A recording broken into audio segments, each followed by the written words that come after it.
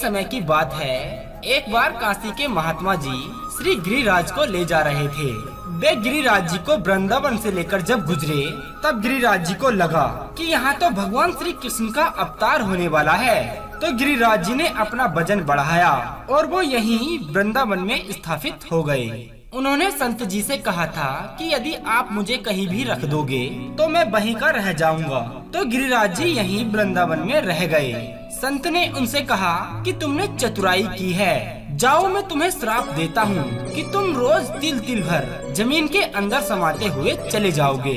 ये एक ऋषि का श्राप है तुम्हें। कहते हैं कि जब कलयुग का अंत आ जाएगा, तब गिरिराज जी पूर्ण रूप से पृथ्वी की गोद में समा चुके होंगे। वृंदावन पूर्ण रूप से पृथ्वी में समा चुका होगा। जब कलयुग की चरम सीमा आएगी, तब सदग्रंथ भगवत गीता, रामायण, महाभारत ये सब लुप्त हो चुके होंगे। जब सदग्रंथ लुप्त हो जाएं, तीर्थ लुप्त हो जाएं, भक्तों का कोई अता पता न रहे, सब व्यभिचारी हो जाएं, मांसाहारी हो जाएं, घर घर गाय कटने लगेगी, घर घर मांस कटने लगेगा, लोग अपने सगों को मार मार कर खा जाएंगे। जब कलयुग का अंत आएगा, तब बहन बेटियों के साथ बड़ा बुरा होगा। ऐसे कलयुग के अंत में ये सारे तीर्थ लुप्त हो जाएंगे। इतना पाप बढ़ जाएगा तो गिरिराज जी भी लुप्त हो जाएंगे, सभी तीर्थ लुप्त हो जाएंगे। लुप्त होए सदग्रंथ, ना गीता कहीं सुनने को मिलेगी, ना कहीं राम नाम की आपको ध्वनि सुनाई पड़ेगी, ना कहीं कथा कीर्तन भागवत सुनाई पड़ेगी। यही कलयुग का अंत है दोस्तों। फिर जब उस कलयुग के अंत में बहुत पाप बढ़ जाएगा, अनाचार बढ़ जाएगा, तब कल की भगवान इस धरती पर अवतरित होंगे। सम्मल ग्राम में विष्णु यश ब्राह्मण के घर में वो अपनी तलवार लेकर घोड़े पर सवार होकर आपको बता दे कि उस समय नेता नगरी का जमाना नहीं होगा, राज रजवाड़ों का जमाना फिर चालू हो जाएगा और फिर कल की भगवान उन दुष्ट राजाओं का विनाश कर देंगे जो समाज पर बड़ा अत्याचार करेंगे। और फिर धर्म की स्थापना करते ही सतयुग प्रारंभ हो जाएगा। ऐसा कलयुग का अंत होगा।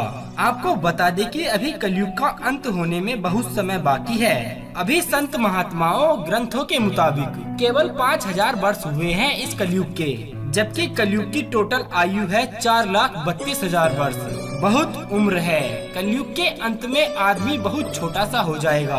कलयुग के अंत में इतनी गर्मी होगी कि आदमी बिल्कुल जलने लग जाएगा, क्योंकि शास्त्रों में ये लिखा है जो बारिश में सड़क के किनारे पर घास जमती है ना, आदमी उस घास के बराबर हो जाएगा कि उस घास में भी वह गुम हो जाएगा।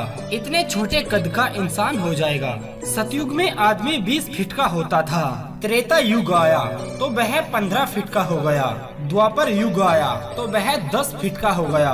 और जब कलयुग आया तो आदमी की 5 या 6 के बीच में ही कहानी है। और इसका रिजल्ट आप सभी लोगों के सामने भी मौजूद है। बहुत कम लोग हैं जो कद में लंबे हैं, ज्यादा छोटे छोटे लोग हैं। और जब कलयुग का अंत आएगा तो आदमी केवल 2.5 फीट का ही रह जाएगा।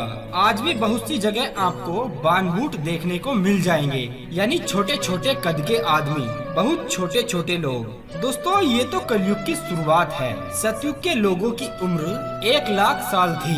त्रेता युग में लोगों की उम्र 10,000 साल थी और द्वापर युग में 1,000 वर्ष थी। और अंत में इस कलयुग में आदमी की उम्र केवल 100 वर्ष रह गई है। और अब 100 में से भी कोई 100 साल पक्का नहीं जी रहा है। जो आपकी दादी नानी दादाजी हैं, उन्होंने तो शतक लगा लिया है।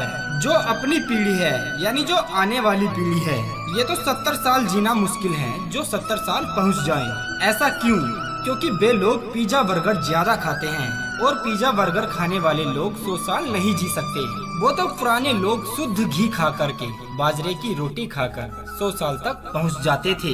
उन लोगों की बुढ़ापे तक हड्डियां मजबूत रहती थीं। और अब पिज्जा बर्गर खा करके हड्डियां मजबूत नहीं बनती, बल्कि खोखली हो जाती हैं। पहले तो लोग भरपूर दूध पीते थे, घी खाते थे, तो उनके शरीर में शक्ति रहती थी। आजकल तो लोग पता नहीं क्या क्या खाते हैं। तो दोस्तों ये कलयुग है। इस युग में बड़ा अनाचार, बड़ा अत्याचार बढ़ता जा रहा है। भगवान तो हर युग में आते हैं, कलयुग में भी आएंगे, कल की अवतार लेकर के।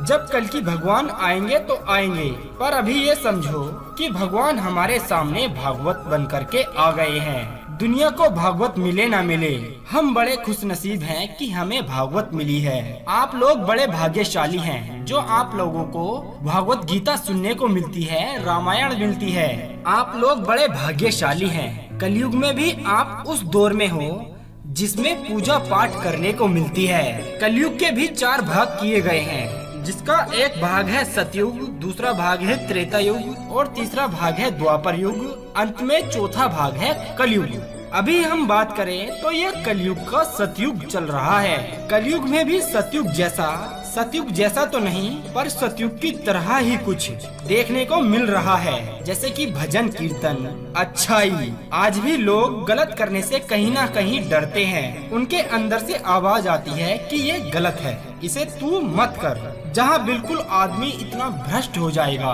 कि उसकी अंतर आत्मा भी मर चुकी होगी, वो भी गलत करने से। वो कलयुग का घोर कलयुग होगा।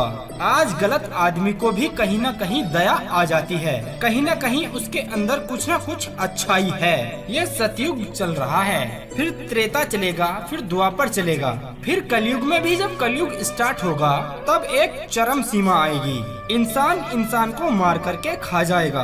अभी तो बहुत से लोग मछलियाँ खाते हैं, अभी तो बहुत से लोग अंडा खाते हैं, मुर्गियाँ खाते हैं। अभी तो बहुत से लोग हैं जो अंडा, मछली, मुर्गा, मुर्गी, बकरा, बकरी, सुअर खाते हैं। जब कलयुग का अंत आएगा तो आदमी आदमी का मांस खाने लगेगा।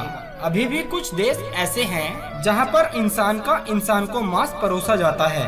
बहुत से देश ऐसे देखने को मिल जाएंगे आपको जहां पर इंसानों का मांस खाया जाता है। तो दोस्तों ये कलयुग है जहां इंसान को खाने लग जाएगा, जिंदा भून करके खा जाएगा। तो दोस्तों ये कलयुग का अंत है। दोस्तों उम्मीद करते हैं कि आपको कलयुग के अंत के बारे में ये वीडियो काफी पसंद आया होगा। आपको इस वीडियो में कितनी सच्चाई लगी आप हमें कमेंट करके जरूर बताएं।